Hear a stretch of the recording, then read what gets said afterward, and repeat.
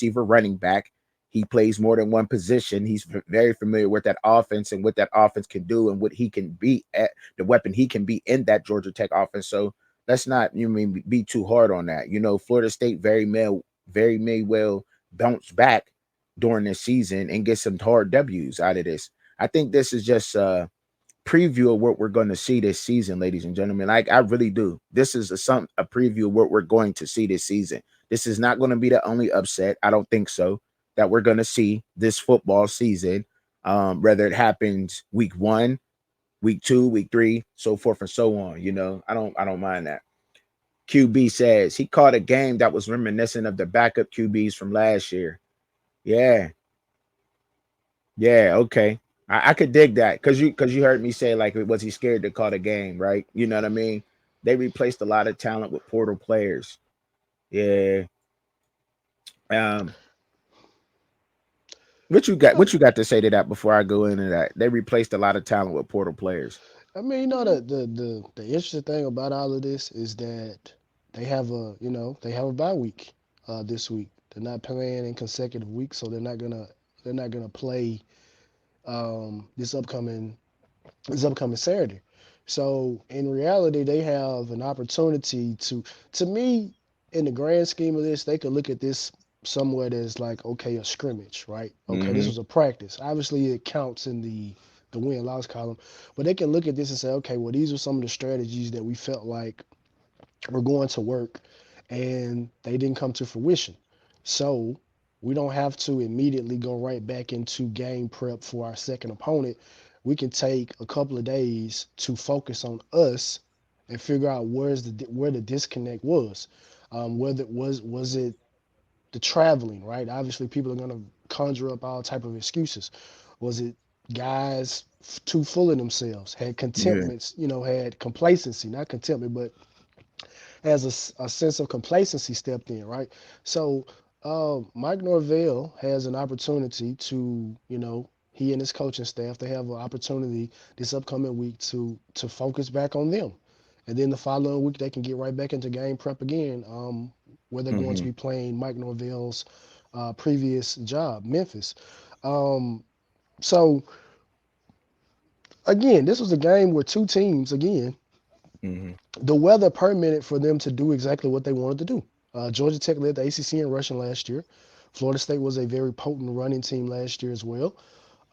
So I mean, it was a good game. You know what I mean? It I mean, was. It was. that's what It I can take was. away from it. It It was a good was, bro. game. There was some big time plays. Florida State kicker, I Yeah. believe, nailed a 59-yard field goal Right. in on a wet surface, right? Right. Which the difficulty level of that rises exponentially, right? Because you gotta Right. you gotta make sure the snap is clean. The holder has to make sure the ball is down, and then the kicker has to make sure that they have got Driving that enough of ball is not yeah, easy. driving and making sure that they're not in a wet spot to Right. where by the time they make contact with the ball, they're falling. So I mean, like I said, it's a lot of positives. But again, I know we're gonna shift the conversation, which you shifted the conversation to talk more so about Georgia Tech. I've kind of been on the Florida State side of things, but kind of speaking about Georgia Tech. I You could talk mean, about both sides. no, yeah, I know, but what I'm saying, I kind of put the cape on for Florida State in my opening statement. I didn't really speak too much about Georgia Tech, and you kind of covered both. But to kind of get back over to Georgia Tech, their head coach Brent Fry, not Brent Fry, Brent Brent Key. I'm Pry. sorry, I thought it was Pry. Brent Key. Brent Key. Yeah. Yeah, Go. Brent Fry is at Virginia Tech. Yeah. That Yeah, Pry Key. I know what you right, meant, though. Fry. Yeah, yeah, yeah. So Brent Key, um, they don't have the most talent in the world over there at Georgia Tech. But again, similar to Florida State, they can look at this game film again, not immediately get back into prep. The greatest significance of this is that is a conference win. We are the ACC is now divisionless, so by default, simply because there's not any more games being other games that were played except for SMU, but that was not a conference foe that they played. But Georgia Tech is atop of the ACC right now. Um, I think Haynes King, his stat line wasn't the best. He didn't throw a touchdown. He missed Nicholas Singleton on a for sure touchdown. He just overthrew the ball. Um, Again, I think once they get on a dry surface, they have a lot of speed. So I think once they get on a dry surface, I think Haynes King will really shine. He shined yesterday. The toughness that he showed yesterday, the toughness of that particular team, um, that Georgia Tech showed.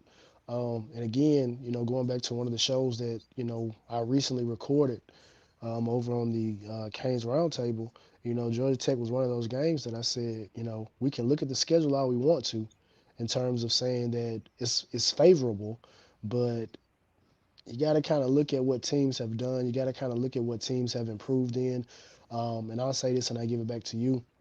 One of the comments that the commentators made in that game was that the new defensive coordinator that they hired Hmm. was a defensive coordinator at Duke, learned under Mike Elko, and so Mike Elko is one of those premier, defensive coordinators.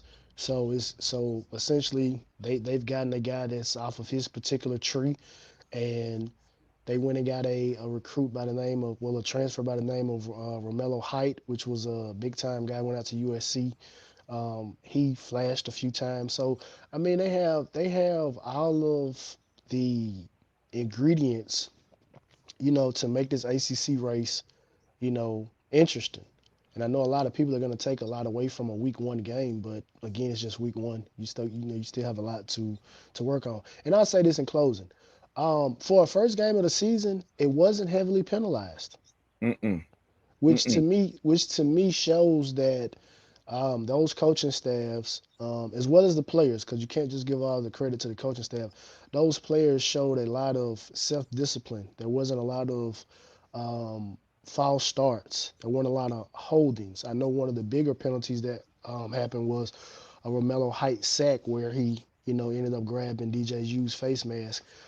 I remember it was a pass interference call, but those are the type of things that are just gonna happen in play. But there weren't any false starts. There weren't any delay of games, jumping off sides, things like that. So from a penalty standpoint, I do think that both coaching staffs, they can chalk that up and say, okay, well, you know, the guys are not doing things that are going to cause themselves to be put in situations that make the goal of victory harder. So I do think you have to take that away from it as well. That's where they won the game at. You see where they won the game at, running the ball, man. I mean, look, and it was close. 30 rushes, 36 rushes. Florida State had 52% success rate running the ball. I mean, Georgia Tech had a 69%. You know what I mean? So look, I mean, it was a very close game. I just wanted to go scroll through the stats while you were talking, so people can actually have some kind of a visual. And I showed all of the stats; they're on there. If you need to rewind the show, you can. Um, but all the categories are on there for the stat line of the game, just to show it's not on DJU, man. Zero interceptions he threw, was 19 for 27, 193 yards. Got sacked one time. He didn't lose the game. Although I think that the play calling was timid, and I will say that again. But man, look, they played a good game, man. I picked up Jamal Haynes, man. He had two touchdowns. He had 11 carries, 75 yards, and two touchdowns. Um, I think that was a good pick for me. What you think? What you think, bro? As far as Oh, fantasy go. oh yeah, he's gonna get a nice workload. Like I said, Yeah, the yeah. versatility that he brings is going to be something that teams are going to have to, game Account plan for, huh? for. Yeah, yeah, Right, most right. definitely, most definitely. For sure. For sure. I'm excited to have him on my fantasy team for sure though, bro. But yeah, man. So, the that game was a good game, man, all the way through. And I think we did a hell of a job breaking that shit down, man. I mean, I don't think you can break it down no better than what we did, brother. For real, for real. I mean, we broke it down pretty good to show the stats and everything.